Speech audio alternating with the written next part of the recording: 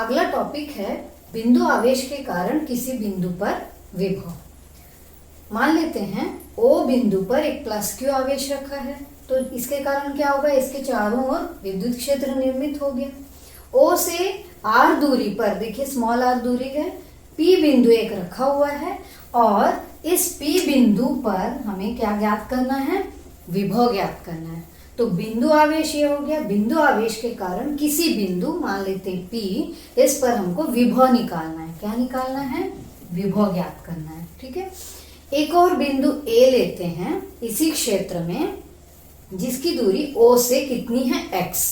ठीक है, अब A पर एक परीक्षण आवेश Q0 लेते हैं। तो परीक्षण आवेश जैसी Q0 यहाँ रखे, क्या होगा, ये जो स्रोत आवेश है इस पर बल लगाएगा और प्रतिकर्षण बल लगाएगा।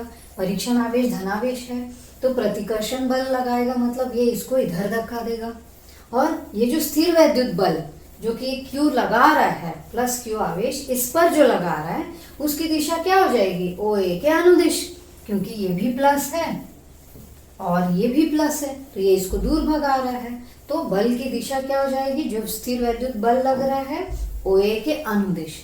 और इस बल का मान हम किससे देंगे, कूलम के नियम से, 1/4 पाई एप्सिलॉन 0 कैपिटल K, ये सब हम लोग चैप्टर 1 में पढ़ चुके हैं। Q और Q0 दो आवेश हैं, देखिए यहाँ। ठीक है, Q0 बटे दोनों आवेशों के बीच की दूरी देखिए कितनी है, x बटे r² रहता है।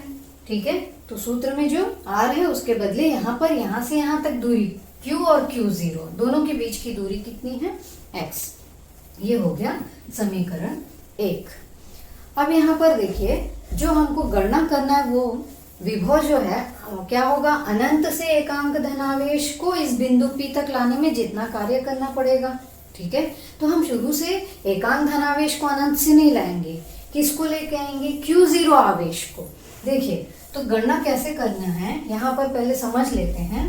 Q0 आवेश को, देखिए Q0 आवेश कहाँ है, मान लो अनंत में है। ठीक है, अनंत से बिंदु P तक लाने में कार्य मान लेते हैं W करना पड़ रहा है। ठीक है, लेकिन विभव की परिभाषा क्या है, आप जानते हो, विभव V बराबर होता है W बटे Q0। जो कार्य हम ज्ञात करेंगे उसमें अगर Q0 का भाग दे दिए तो हमको विभव प्राप्त हो जाएगा। तो देखिए, Q0 आवेश को अनंत से P बिंदु तक लाने में अगर W कार्य करना पड़ रहा है, तो एकांक धनावेश को अनंत से बिंदु P तक लाने में मतलब 1, यानी क्या करना पड़ेगा, W को Q0 से भाग दे देंगे और यही हमारा विभव प्राप्त हो जाएगा। ये W बटे Q0 ही विभव का मान हो जाएगा बिंदु P पर। ठीक है, तो इसको हम कैसे प्राप्त करेंगे, इस विभव का मान। अब ध्यान से देखिए, सबसे पहले हम क्या करेंगे, A बिंदु से Q0 आवेश को थोड़ा सा विस्थापित करते हैं B बिंदु तक। ठीक है, कितना विस्थापित कर रहे हैं, dx के बराबर A से B तक कितना विस्थापित कर रहे हैं, dx। D लिखे हैं, इसका मतलब छोटा, बहुत अल्प विस्थापन। तो हमको अल्प कार्य करना पड़ेगा कि नहीं, D लिख रहे हैं यानी अल्प कार्य, यहाँ से यहाँ ला रहे हैं। देखो, ये इधर धक्का दे रहा है ना, ये इधर प्रतिकर्षण बल लगा रहे हैं, उसके विरुद्ध हम इधर ला रहे हैं। ठीक है, तो हम भी यहाँ पर क्या लगाएंगे, F बल ही रहेगा वो, लेकिन उसकी दिशा इधर रहेगी। और यहाँ पर देखिए, ये जो अल्प विस्थापन है उसके लिए मान लेते हैं अल्प कार्य dW करना पड़ रहा है। तो क्या होगा, आपको मालूम है कि कार्य बराबर, कार्य अल्प कार्य है बराबर बल गुणित विस्थापन। कितना विस्थापित कर रहे हैं उसको, कितना विस्थापित कर रहे हैं, dx, छोटा सा दूरी, एकदम छोटा सा, तो छोटा सा कार्य करना पड़ेगा। ठीक है, अब देखिए, ऐसे बहुत सारे कार्य होंगे। कैसे, हम अनंत से P तक लाने में ऐसे ही छोटे छोटे कार्य होंगे जिनको हमको क्या करना पड़ेगा, समाकलित करना है। तो समाकलित करने के लिए हमको सीमाएं चाहिए। देखिए, सीमाएं में अनंत, एक सीमा अनंत से ला रहे हैं, कहाँ तक, बिंदु P तक। तो बिंदु P की दूरी तो R है, तो दो सीमाएं क्या हो जाएंगी, एक अनंत और एक हो जाएगा R। यहाँ से यहाँ तक की दूरी, मतलब अनंत से हम यहाँ तक ला रहे हैं, तो इसकी दूरी कितनी है बिंदु P की r। तो सीमाएं क्या लेंगे, अनंत से r। तो देखिए इस dw को हमको समाकलित करना है, तो हमें क्या प्राप्त होगा, संपूर्ण कार्य। संपूर्ण कार्य किसके लिए, q0 आवेश को अनंत से अगर हम बिंदु P तक लाएंगे, ठीक है। तो क्या होगा यहाँ पर, संपूर्ण कार्य किसके लिए, अनंत से q0 आवेश को बिंदु P तक लाने में जो संपूर्ण कार्य है उसमें कहां से ला रहे हैं, अनंत से, और बिंदु P की दूरी r है, ठीक है। और इस dw को हमको समाकलित करना है। अब यहाँ देखिए ये जो है दोनों की दिशा, ध्यान दीजिए यहाँ जो बल है और विस्थापन, विस्थापन हम यहाँ से इधर ला रहे हैं, बल की दिशा इधर है, ठीक है। तो यहाँ पर क्या हो जाएगा, माइनस लगेगा, क्योंकि विस्थापन और स्थिर वैद्युत बल जो भी लग रहे हैं दोनों वो विपरीत दिशा में है, ठीक है। बल और विस्थापन जब विपरीत दिशा में होते हैं, आपको मालूम है ये ऋणात्मक कार्य होता है, 11th में पढ़ चुके हो। तो यहाँ पर देखिए माइनस साइन जो है हम बाहर लिख दिए, अगर ये अनंत और ये हो जाएगा r, dw का मान रख देंगे f डॉट dx। अब f का मान यहाँ से रख दिए, उसके बाद उसको समाकलित करना है, ठीक है। f का मान क्या है, 1/4πε0 के q0 बटे x स्क्वायर। देखिए माइनस है बाहर, अनंत r है ये दूसरी सीमा, f का मान रख रहे हैं 1/4πε0 कैपिटल के, ठीक है, q0 बटे x स्क्वायर। देखिए ये हो गया f का मान, ये पूरा f का मान हो गया, ये अनंत इसकी सीमा है यहाँ पर, ठीक है। f का मान रखना है 1/4πε0 के q0 बटे x स्क्वायर। f के बाद क्या है, dx, x के सापेक्ष हमको समाकलन करना है। तो देखिए ये सारी राशियां जो होंगी कांस्टेंट है, उनको बाहर निकाल देंगे, 4πε0 के q0 बाहर आ गया, क्या बचा अंदर, 1/x स्क्वायर dx। ध्यान दीजिए अब समाकलन आप लोगों को मालूम है, या x स्क्वायर को ऊपर ले जाएंगे तो क्या हो जाएगा, x की घात ऋण 2, यहाँ लिख देती हूँ x की घात ऋण 2, ठीक है, उसके साथ dx भी है। अब x की घात ऋण 2 का समाकलन क्या होता है आप लोगों को मालूम है, समाकलन का सूत्र आप लोग सबको मालूम है, क्या है, x की घात n का अगर समाकलन करते हैं, x की घात n+1 बटे n+1, इस सूत्र को यहाँ लगाएंगे। -2, देखिए n जो भी है +1 करना है बस, -2 + 1 बटे -2 + 1। तो यहाँ देखिए 1/4πε0 के q0, ठीक है, यहाँ पर इसका समाकलन करेंगे तो x की घात -2 + 1 बटे -2 + 1, और सीमाएं लिख देंगे अनंत और r।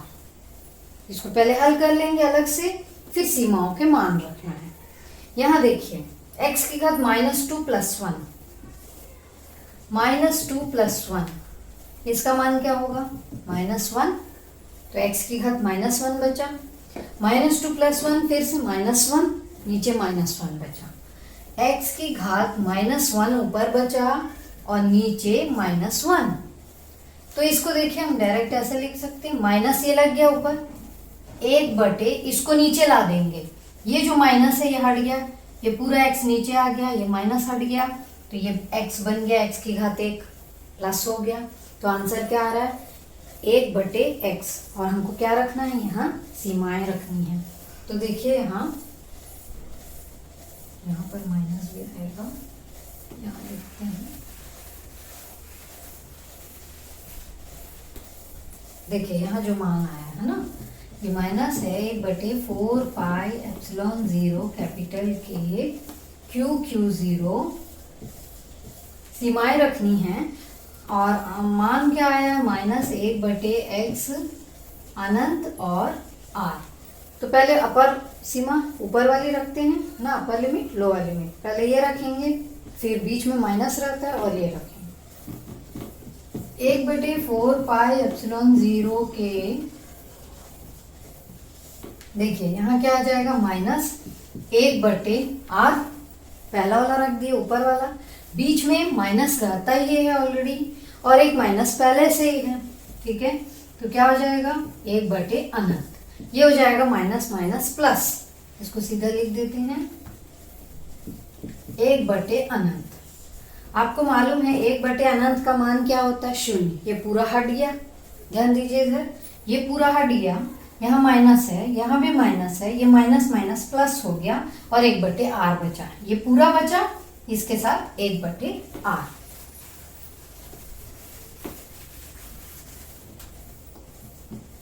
तो ये minus minus plus, 1/4 pi epsilon 0 capital के Q0/r। तो ये क्या है, कुल कार्य है ना, W का मान आया था, W बराबर इतना प्राप्त हुआ, लेकिन विभव क्या है, देखिए V बराबर है W/Q0, मतलब इस W को हमको किससे भाग देना है, Q0 से। तो W का मान पहले लिख देते हैं 1/4 पाई एप्सिलॉन 0 कैपिटल के Q0/r, ये पूरा W का मान है जो यहाँ प्राप्त हुआ, लेकिन नीचे जब Q0 से भाग देंगे तभी तो विभव प्राप्त होगा। तो ये Q0 से भाग, अब Q0 से भाग देते ये और ये दोनों कैंसिल हो जाएंगे, क्या बचेगा, 1/4 पाई एप्सिलॉन 0 के, और Q बचा है और नीचे R, Q/r। तो ये क्या है, V का मान है, कितना आया फिर से लिख लेते हैं एक बार, V बराबर क्या प्राप्त हुआ है, 1/4 पाई एप्सिलॉन 0 कैपिटल के और Q/r, ठीक है।